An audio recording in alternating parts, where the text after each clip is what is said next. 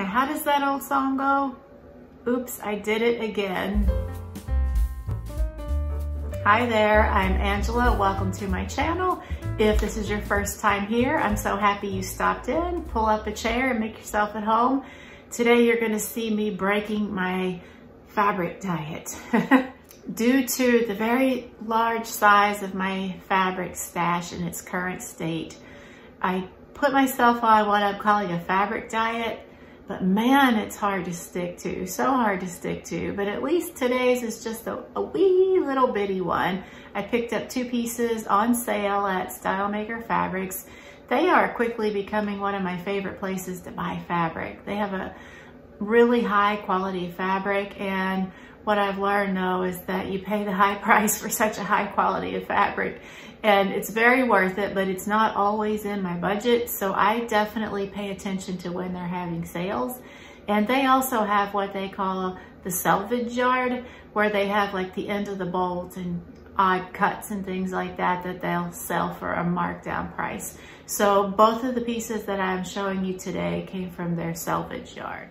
This first one is a cotton French terry, and I hope the color's reading right on the screen because that's what drew me to this. The name of the color is Solid Brick, and it's sort of a rusty color, but not quite rust. Not quite as like dark or as brown as rust. It's hard to describe. I guess a brick probably describes it best. And I actually bought, they had 2 smaller pieces in their selvage yard, and in order to have enough to do anything with this, I went ahead and got both pieces.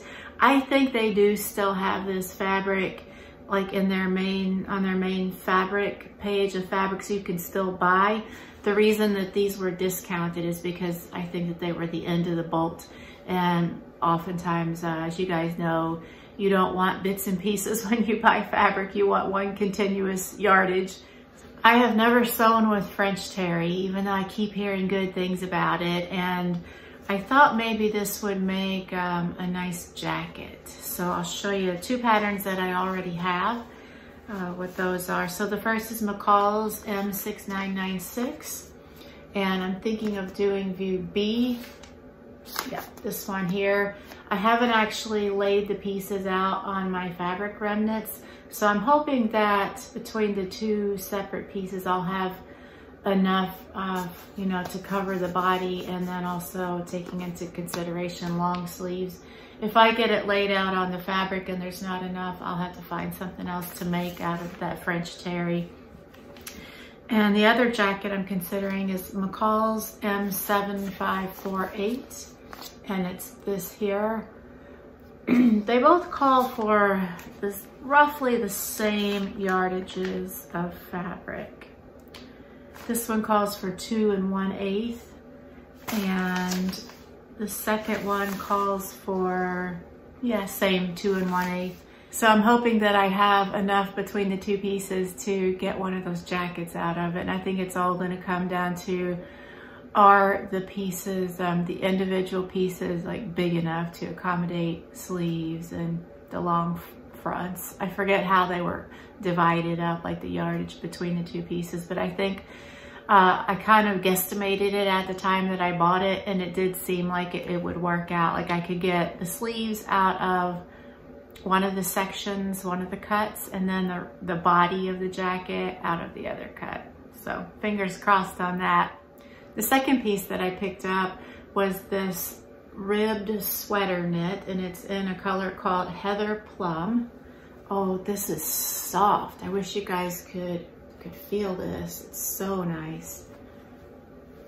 This is another one too that they did have in other colors.